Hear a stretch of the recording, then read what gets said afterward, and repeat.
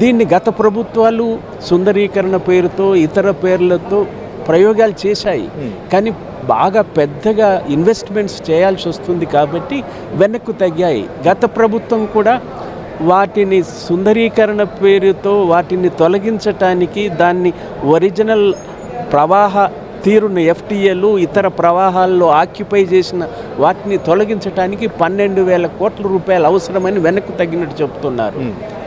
ఈ ప్రభుత్వం ఈ ముఖ్యమంత్రి గారు బాహటంగా నేను ఇప్పుడు ఇమీడియట్గా 10,000 కోట్లు ఖర్చు పెట్టడానికి సిద్ధంగా అయ్యారు. దీన్ని ఆహ్వానిద్దామా వద్దందామా? సమస్య అది తప్ప సుందరీకరణ కన్నా విషతుల్యమైన నీళ్లు, వాడిన నీళ్లు, డ్రైనేజ్ నీళ్లు, ఈ ప్రవాహాన్ని మంచినీటిగా ఉపయోగించే రకంగా వాడుదామా? గ్రామాలకు నీటి ప్రవాహాన్ని ఈ మురికి నీరును పంపిద్దామా? పంటలకు ఈ డ్రైనేజ్ నీళ్ళ ద్వారా పంటలు పండించి విషతుల్యంగా మానవ జాతి అంతరించే రకంగా ఉంటుంది. అందువల్ల ఇది సుందరీకరణ అంటే ఏదో సుందరీకరణకు 100 కోట్లు 1,00,000 కోట్లు ఖర్చు పెడుతున్నారన్న భావం వస్తుంది. ఇది సుందరీకరణ కన్నా అక్కడ ఇవాళ ప్రవహించేటటువంటి నీటిని శుభ్రం చేయటము. గత ప్రభుత్వాలు ఎస్టీపీలు ఏర్పాటు చేసినాయి, సగం నీటిని కూడా ఎస్టీపీల ద్వారా బాగు చేయలే. ఏర్పాటు చేసిన ఎస్టీపీలు పూర్తి స్థాయిలో పనిచేయటం లేదు. అంటే ఏ నీరు ప్రవహిస్తుంది? ఇప్పుడు దేని మీద కేంద్రీకరణ చేయాలా? ఇవాళ మంచినీరు ప్రవహింపజేయటానికి ఆ రకంగా కొన్ని ఇబ్బందులు ఎదురవుతున్నాయి. ఆక్యుపై చేశారు, ఒరిజినల్గా లేరు. దళారీలు ఆక్యుపై చేశారు, పేదలు ఆక్యుపై చేశారు, ఉన్నవాళ్ళు ఆక్యుపై చేశారు.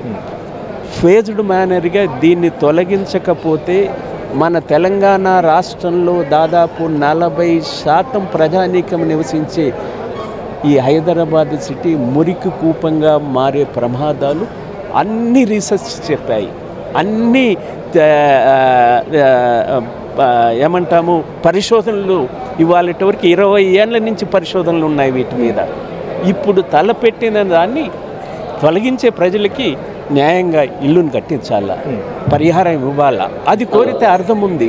దీన్ని సుందరీకరణ పేరుతో సుందరీకరణ చేయటానికి అన్నట్టు 1,50,000 కోట్లు 1,00,000 కోట్లు దీన్ని ఖర్చు పెడుతున్నారు అన్న క్వశ్చన్స్ కాదు. ముందును మంచినీటి చేయండి, మంచినీటి ప్రవాహాన్ని చేయండి, ఈ మురికి నీరు రాకుండా నిలువరించడానికి చర్యలు.